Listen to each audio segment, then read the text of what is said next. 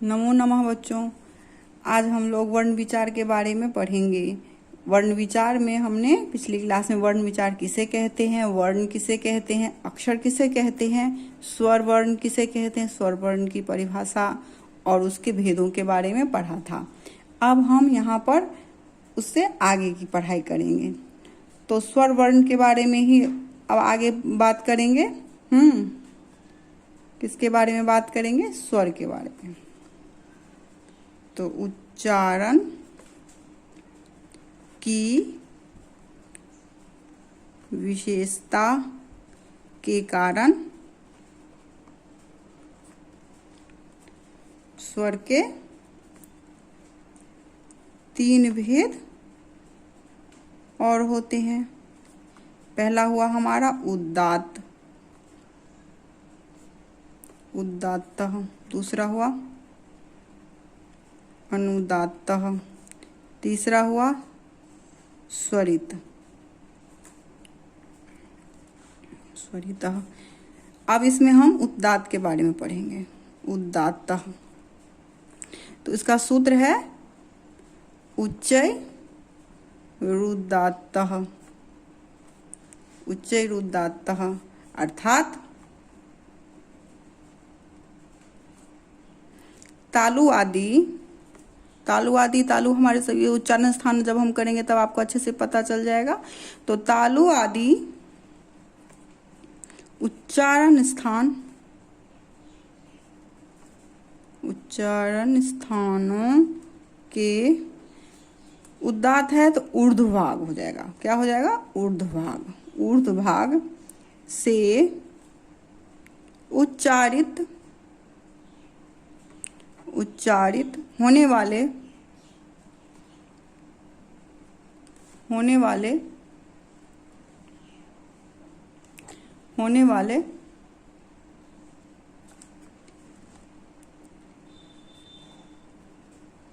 वर्ण उदात्त कहलाते हैं।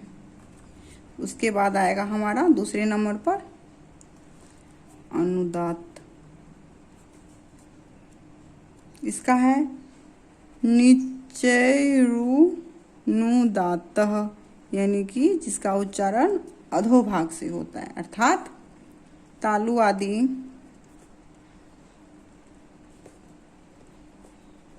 उच्चारण स्थानों के अधोभाग से उच्चारित होने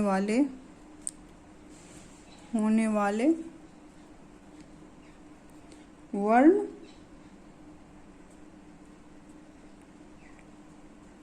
अनुदात्त कहलाते हैं। इसके बाद आएगा हमारा स्वरित। क्या आएगा? स्वरित। समाहारः स्वरितः, ये इसका सूत्र हुआ। अर्थात उदात्त और अनुदात्त, उदात्त और अनुदात्त ये दोनों धर्म जिनमें मिश्रित हो, मिले हुए हो, मिश्रित हो, वह स्वरित है। वह क्या है? वह स्वरित है। इनका प्रयोग हम सबसे अच्छा वैदिक मंत्रों में देखते। कहाँ देखते हैं इनका प्रयोग हम? वैदिक मंत्रों में। वैदिक मंत्रों का गान अगर आप लोगों ने कभी देखा होगा, सुना होगा या मौका मिले तो जरूर सुनिएगा। उसमें आपको उदात्त, अनुदात्त और स्वरित का बहुत अच्छे से पता चलेगा। वैदिक मंत्रों में प्रयोग होता है। अब आगे हम पढ़ेंगे मुख, नासिका, वचनों अनुनासिकः, यानी कि अनुनासिक किसे कहते हैं? जिस वर्ण का उच्चारण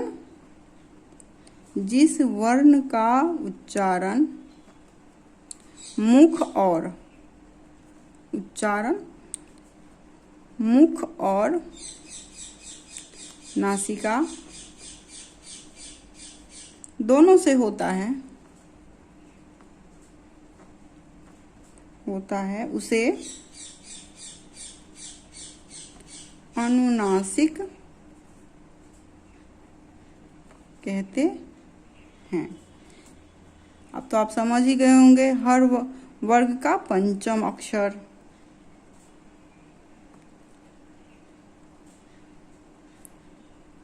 यमगणम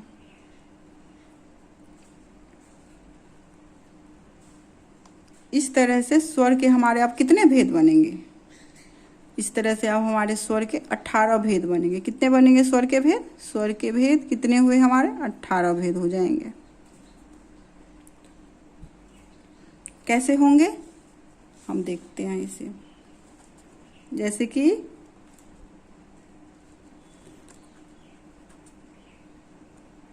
लीजिए, ठीक है। अब का क्या है हमारा? होगा ह्रस्व दीर्घ प्लुत। ह्रस्व दीर्घ और एक बना था हमारा प्लुत भेद। अब इसमें भी इसके 3 भेद बनेंगे ह्रस्व के। अभी जो हमने पढ़ा है उदात्त, दूसरा होगा अनुदात्त, तीसरा होगा हमारा स्वरित। अब इसके 2 भेद बनेंगे। एक अभी जो हमने पढ़ा अनुनासिक एक भेद हुआ, और इसी का हमारा दूसरा भेद होगा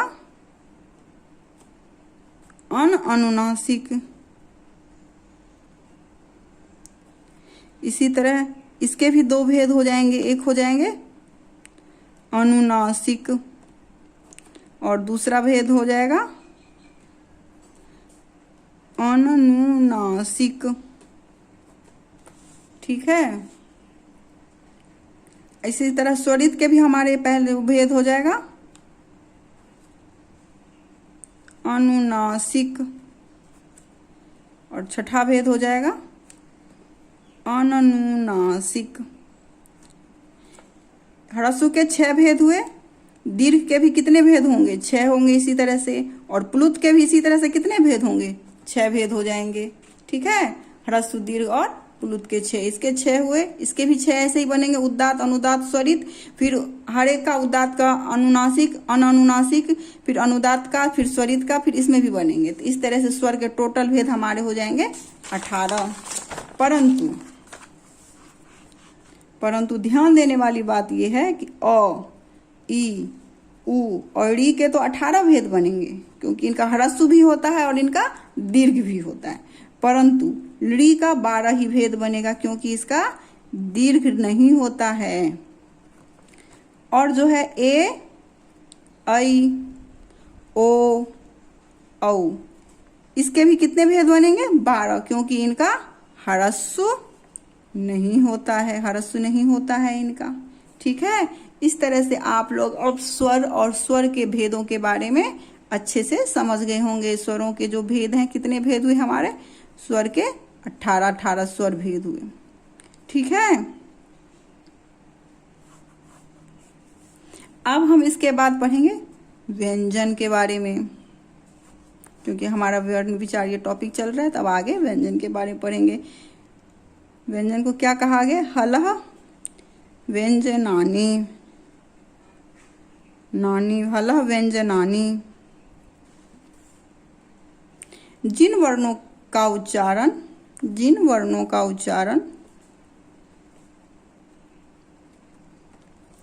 स्वर वर्णों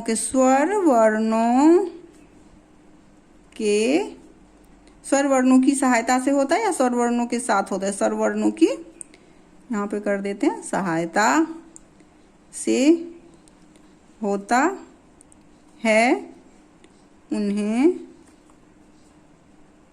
उन्हें व्यंजन वर्ण कहते हैं। और ये संख्या में कितने होते हैं? 33। कितने होते हैं? 33 होते हैं, ठीक है। अब हम देखते हैं हम इनको 33 कैसे बनाते हैं। अब इसके देखिए भेद, देखिए कितने भेद हुए व्यंजन के भेद।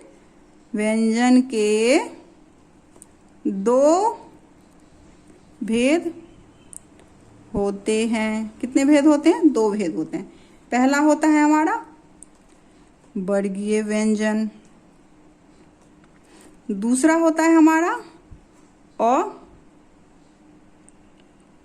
अवर्गीय व्यंजन। अवर्गीय व्यंजन। अब हम वर्गीय व्यंजन के बारे में पढ़ेंगे कि वर्गीय व्यंजन किसे कहा जाता है। वर्गीय व्यंजन, इसका जो सूत्र है कादियो मा वसाना स्पर्शा।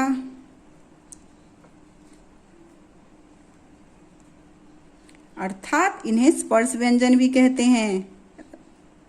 स्पर्श व्यंजन भी कहते हैं। अब ये कहाँ से कहाँ तक हुए? इसका हुआ हमारा कवर्ग। कवर्ग बोलने पे आपको समझ में आ जानी चाहिए कि मैंने बोला है क हलंत, ख हलंत, ग हलंत, क्योंकि ये व्यंजन है इसीलिए मैंने इनमें हलंत लगा दिया है। ग चवर्ग बोलने पर भी आप लोगों को समझ में आ जाना चाहिए कि मैंने बोला है च हलंत, छ हलंत, च छ ज झ य। उसका टवर्ग बोलने पर भी आप लोगों को समझ में आ जाना चाहिए कि मैंने क्या बोला है। लिख ही देते हैं, है ना। टवर्ग ट, ठ, ड, ढ और ये। उसके बाद आएगा तवर्ग हमारा त, थ, द, ध और ये न। उसके बाद हमारा आ जाएगा ये पवर्ग। ठीक है, इसमें आ जाएगा प, फ, ब, भ, म। ये हमारे हो गए स्पर्श व्यंजन। और ये संख्या में कितने होते हैं? 25 होते हैं। 25 होते हैं स्पर्श व्यंजन। स्पर्श व्यंजन हमारे 25 होते हैं। अब हम दूसरा डिवीजन करेंगे अवर्गीय व्यंजन। अवर्गीय व्यंजन, इनकी संख्या कितनी होती है? इनकी जो संख्या होती है ना वो कितनी होती है? 8 होती है। कितनी होती है? 8 होती है। पहला होता है इसमें अंतस्थ, य, र, ल, व। उसके बाद हमारा होता है ऊष्म, तालव श, मूर्धन श, दंत स और ह। ठीक है, ये हो गए हमारे। इसके बाद आता है हमारा संयुक्त व्यंजन। क्या आते हैं इसके बाद? हमारा अगला है संयुक्त व्यंजन। संयुक्त व्यंजन में हमारे आते हैं अक्ष, त्र और ज्ञ। अब अक्ष कैसे बना? तो ये बना क हलंत जोर जोर श हलंत जोर अ से। त्र किससे मिलके बना? त हलंत जोर र हलंत जोर अ। और जो ज्ञ है हमारा कैसे बना? ज हलंत जोर य हलंत जोर अ, ज्ञ। ये बना। और अनुस्वार और विसर्ग, इसके अंदर अनुस्वार, अनुस्वार और विसर्ग भी आते हैं। विसर्ग भी व्यंजन माने जाते हैं। इसके बाद हमारा अगला आता है जीवा मूल्य। जीवा मूल्य क्या होते हैं? ये जीवा मूल्य ये होते हैं क के ऊपर अर्धचांद, उसके बाद ख के ऊपर अर्धचांद, ऐसे करके लिखते हैं इनको। क हलंत तथा ख हलंत से पूर्व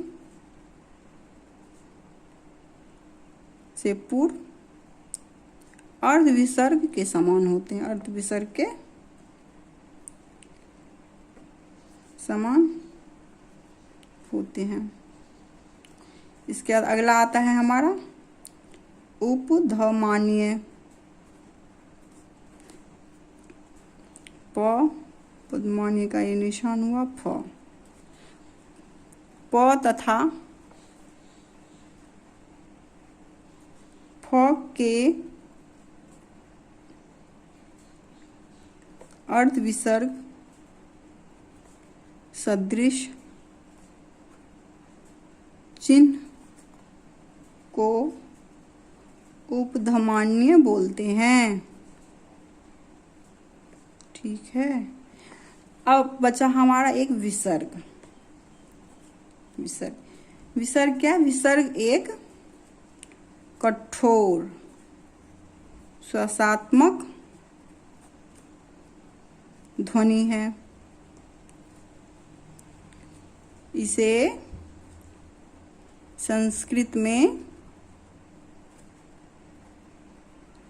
विसर्जनीय भी कहते हैं।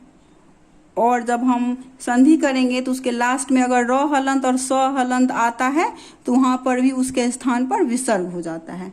इस तरह से हमारा वर्ण विचार अभी कंप्लीट हुआ। ठीक है, वर्ण विचार कंप्लीट हुआ। इसके अंदर हमने देखा स्वर और व्यंजन के भेद उपभेदों के बारे में। अब अगला है कि स्वर और व्यंजन संयोग क्या होता है। स्वर व्यंजन संयोग लिखते समय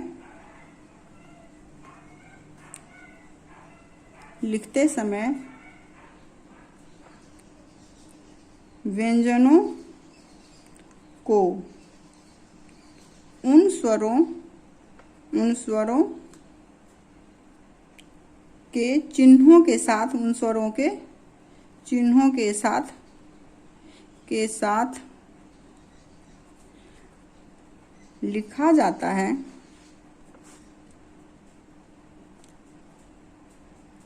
जिनके साथ लिखा जाता है, जिनके साथ उनका उच्चारण होता है, जिनके साथ उनका मिलकर उच्चारण होता है। जैसे क हलंत है, ये कैसे बोलेंगे? इसमें हम अ स्वर जोड़ेंगे तो ये हमारा हो जाएगा क। क हलंत में हम आ की मात्रा लगाएंगे तो ये हमारा हो जाएगा का। तो यहाँ हो गया स्वर और व्यंजन संयोग या व्यंजन स्वर संयोग। इसी तरह से इसमें अगर हरस्सु ई की मात्रा लगा देंगे तो की हो जाएगा। दीर्घ ई की मात्रा लगा देंगे तो ये दीर्घ बन जाएगा। इसी तरह से आगे ये बढ़ते चले जाएंगे अक्षौतरोज्ञ तक।